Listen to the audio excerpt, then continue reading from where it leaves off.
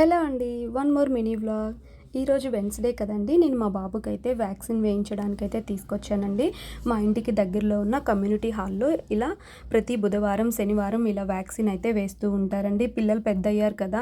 So, ఇంకా అవసరం లేదు అని అనుకోకూడదండి మనం. సో, 15 ఇయర్స్ వరకు కూడా వాళ్ళకి వ్యాక్సిన్ అనేది ఉంటుందంట ఖచ్చితంగా అక్కడ వాళ్ళు చెప్పారనమాట.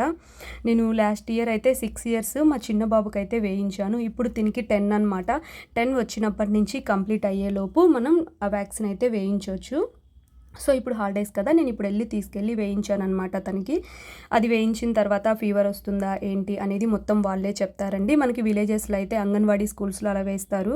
సో, తప్పకుండా ఈ వ్యాక్సిన్ వేయించడం వల్ల పిల్లల్లో చాలా ఇమ్యూనిటీ అనేది ఉంటుందండి. ఎన్నో అనారోగ్యాల నుంచి ఇలాంటి వ్యాక్సిన్స్ అనేవి పిల్లల్ని కాపాడుతుంటాయి. ప్రస్తుతం ఉన్న బిజీ షెడ్యూల్‌లో సో, ఇలాంటి వ్యాక్సిన్స్ అనేవి మర్చిపోకుండా హాస్పిటల్స్‌లో కూడా వేస్తుంటారు. తప్పకుండా వేయించండి. Thank you for watching.